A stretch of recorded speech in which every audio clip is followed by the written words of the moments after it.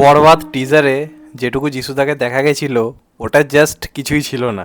আজকে একটু আগে একটা জাস্ট গ্লিমস এসছে আজকে যিশুদার জন্মদিন উপলক্ষে। এবং আজকে আমরা সেইভাবে বাংলা ইন্ডাস্ট্রি থেকে মানে আমাদের টলিউড থেকে যেখানকার সুপারস্টার আর কি যিশুদা, সেখান থেকে সেই রকম ধরনের কোনো পোস্ট বা যিশুদাকে কেন্দ্র করে কোনো বড় সিনেমা এরকম ধরনের অ্যানাউন্সমেন্ট আমরা পাচ্ছি না। এবং যিশুদাকে কেন্দ্র করে একটা খাদানের বড় যিশুদাকে কেন্দ্র করে একটা বড় মাস কমার্শিয়াল মুভি আমাদের এখানে ভাবা হচ্ছে না।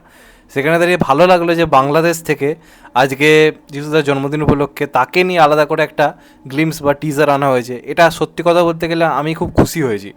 এটা উচিত ছিল করা, কারণ যিশুদা কিন্তু যে সিনেমাতে এখন ভিলেন হয়ে থাকছে সেটা সেই সিনেমার জন্য একটা বড় সম্পদের জায়গা। খাদানের ক্ষেত্রে যদি বলি বা আরও বহু সিনেমার ক্ষেত্রে, সেখানে বড়বাদে যিশুদা যখন থেকে আছে সেটা শোনার পর থেকে কিন্তু আমাদের ইন্ডিয়াতেও এই সিনেমাটা কিন্তু ক্রেজ রয়েছে।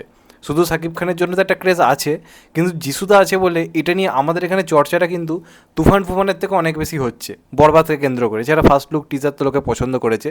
এবার এই যে ক্যারেক্টারটা ভয়ঙ্কর ব্রুটাল একটা ক্যারেক্টার হতে চলেছে। সাকিব খান যখন তুফান করেছিল আমার একটা খুব জিনিস মনে হয়েছিল যে তুফানের সঙ্গে লড়াই করার মতো একটা পারফেক্ট ভিলেনের অভাব রয়েছে। চঞ্চল চৌধুরী ছিল, কিন্তু চঞ্চল চৌধুরী অনেক পরে এসেছে, ব্যাপারটা অন্যরকম ছিল। এবার এই সিনেমাটা কিন্তু যিশুদাকে যেভাবে প্রেজেন্ট করা হয়েছে প্রথম থেকে, যেরকম ওয়েতে প্রেজেন্ট করা হয়েছে, সাকিব খানের সঙ্গে কিন্তু লড়াইটা পুরো জমে ক্ষীর হয়ে যাবে। এবং আজকে যে অ্যানাউন্সমেন্ট ভিডিওটা এসছে মানে গ্লিমসটা এসছে যিশুদার জন্মদিন উপলক্ষে, যেখানে আমরা সাকিব খানকে দেখতে পাচ্ছি না, শুধু যিশু সেনগুপ্তকে দেখতে পাচ্ছি, মারকাটারি হয়েছে ভাই। একদম ছোট্ট, কিন্তু ইম্প্যাক্টটা মারাত্মক পড়েছে। ইম্প্যাক্ট এর আগেও তোমরা দেখো বরবাদের যে টিজারটি ছিল, যেটাকে কয়েক সেকেন্ডের জন্য দেখা গেছে, সেটা মার্কাটারি রাখছিল। তখন আজকেও যে এটা এসছে আর কি, এটা ছোট্ট, কিন্তু যিশুদা যেভাবে বলছে মে আই কাম ইন বলে এরকম দাঁড়িয়ে রয়েছে, আর তারপর এরকম একটা বড় বন্দুক বার করছে ভাই, ওই শটটা এছাড়া তোমরা টিজারের মধ্যে ওই শটটা দেখেছো, বন্দুকটা চালাচ্ছে রীতিমতো আর কি দাঁড়িয়ে, মানে কাউকে ভয় ডর পায় না। মারকাটের একটা ক্যারেক্টার হতে চলেছে।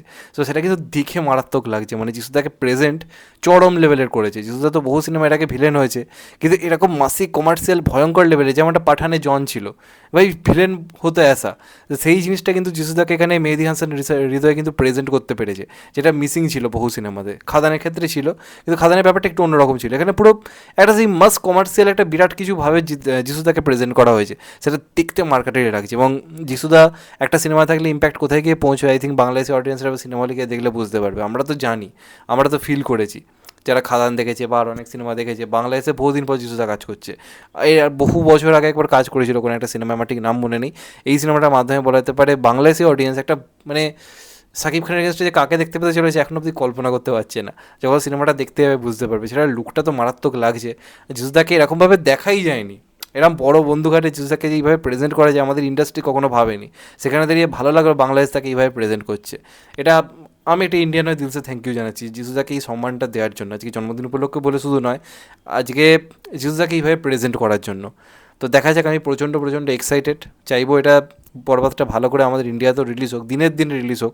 আমি মন থেকে চাই, হয়তো পসিবল নয়, কিন্তু হলে হলে খুব ভালো হতো, প্রচণ্ড পরিমাণে ভালো হতো। তো দেখা যাক লাস্ট অবধি কী হয়।